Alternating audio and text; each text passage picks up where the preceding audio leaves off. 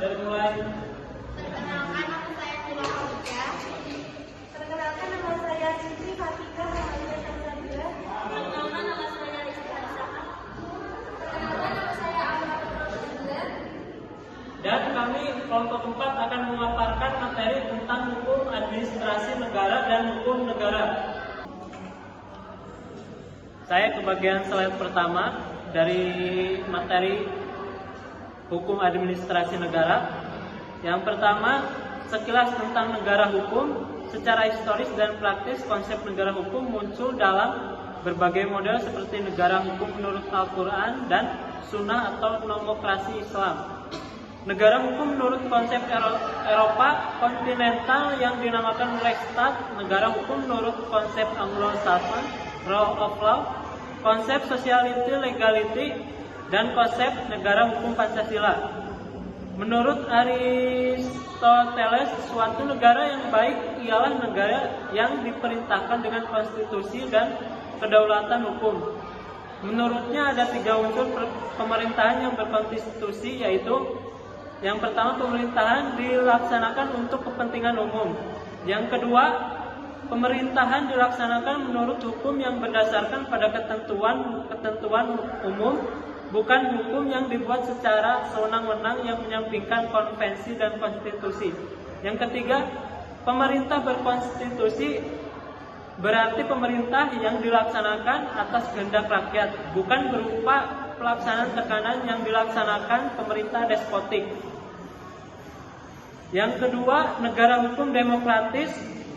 Dalam sistem demokrasi, penyelenggaraan negara itu harus bertumpu pada partisipasi dan kepentingan rakyat. Implementasi negara hukum itu harus ditopang dengan sistem demokrasi. Demokrasi tanpa pengaturan hukum akan kehilangan bentuk dan arah, sedangkan hukum tanpa demokrasi akan kehilangan makna. Disebut negara hukum demokratis karena di dalamnya mengakomodir prinsip-prinsip negara hukum dan prinsip-prinsip demokrasi.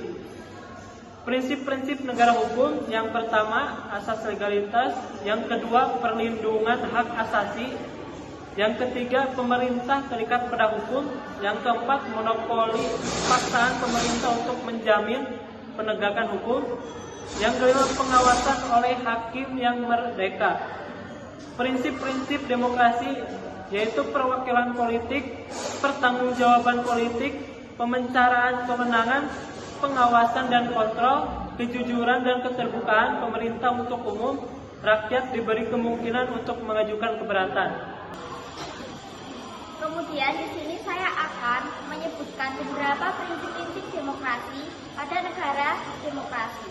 Yang pertama yaitu ada perwakilan politik, pertanggungjawaban politik, pemencaran kewenangan, pengawasan dan kontrol, kejujuran dan keterbukaan pemerintah untuk hukum, serta rakyat diberi kemungkinan untuk mengajukan keberatan.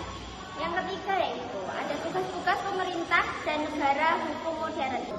Negara hukum dan hukum administrasi negara. Negara hukum menurut F.R. Mottling adalah negara di mana kebebasan kehendak pemegang kekuasaan dibatasi oleh ketentuan hukum. Dalam negara hukum, segala sesuatu harus dilakukan menurut hukum. Negara hukum menentukan bahwa pemerintah harus tunduk pada hukum, bukannya hukum yang harus tunduk pada pemerintah. Menurut JBJM Language, hukum administrasi negara adalah hukum sekunder yang berkenaan dengan keanekaragaman lebih mendalam dari tatanan hukum publik sebagai akibat pelaksanaan tugas oleh penguasa. Dengan kata lain, hukum administrasi negara sebagaimana hukum tata negara berkaitan erat dengan persoalan kekuasaan. Pengertian dan ruang lingkup hukum administrasi negara. 1. Peristilahan. Sebagai teoretik hukum administrasi negara merupakan fenomena keanekaragaman dan pemerintah dan keberadaannya sesuai dengan konsepsi negara hukum atau muncul bersamaan dengan diselenggarakannya kekuasaan negara dan pemerintah berdasarkan aturan hukum tertentu. Saya melanjutkan yaitu pengertian hukum administrasi negara. Hukum administrasi negara adalah hukum dan peraturan-peraturan yang berkenaan dengan pemerintahan dalam arti sempit atau administrasi negara. negara. Peraturan-peraturan tersebut dibentuk oleh lembaga legislatif untuk mengatur tindakan pemerintahan dalam hubungannya dengan warga negara. Dan sebagai peraturan-peraturan itu dibentuk pula oleh administrasi negara. Yang ketiga yaitu ruang lingkup hukum administrasi negara. Dalam penyelesaian hukum melalui upaya administrasi dan dalam penegakan hukum administrasi negara atau pada penerapan sanksi-sanksi administrasi yang semuanya itu menjadi objek kajian hukum administrasi negara. Lalu C. Hubungan hukum tata negara dengan hukum administrasi negara. Keterkaitan antara hukum tata negara dengan hukum administrasi negara yaitu A. Menurut perkataan Van Vollenhoven sebagai berikut. Badan pemerintahan tanpa aturan hukum negara akan lumpuh. Oleh karena itu, badan ini tidak mempunyai wewenang apapun atau wewenangnya tidak berketentuan. Dan pemerintahan tanpa hukum administrasi negara akan bebas sepenuhnya oleh karena badan ini dapat menjalankan wewenang menurut kehendaknya sendiri. Lalu B. Menurut JBJM Tenberg, yaitu hukum tata negara dan hukum administrasi negara merupakan satu kesatuan dan hukum administrasi negara dianggap sebagai tambahan dari hukum tata negara atau sebagai bagian dari hukum tata negara. C. Sumber-sumber hukum administrasi negara. 1. Pengertian sumber hukum. Secara umum dapat disebutkan bahwa sumber hukum dipakai orang dalam dua arti. Arti pertama untuk menjawab pertanyaan, mengapa sih hukum itu mengikat?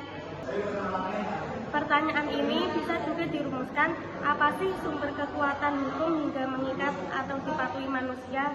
Pengertian sumber dalam arti ini dinamakan sumber hukum dalam arti material. Kata sumber juga dipakai dalam arti lain, yaitu untuk menjawab pertanyaan di manakah kita dapatkan atau temukan aturan-aturan hukum yang mengatur kehidupan kita itu. Sumber dalam arti yang kedua ini dinamakan sumber hukum dalam arti formal. Secara sederhana, sumber hukum adalah segala sesuatu yang dapat menimbulkan aturan hukum serta tempat ditemukannya aturan-aturan hukum. 2. Macam-macam sumber hukum. Sumber hukum material dibagi menjadi 3, yaitu sumber hukum historis, sumber hukum sosiologis, dan sumber hukum filosofis. 2. Sumber hukum formal. Sumber hukum formal dibagi menjadi 4, yaitu peraturan perundang-undangan. Kedua, praktik.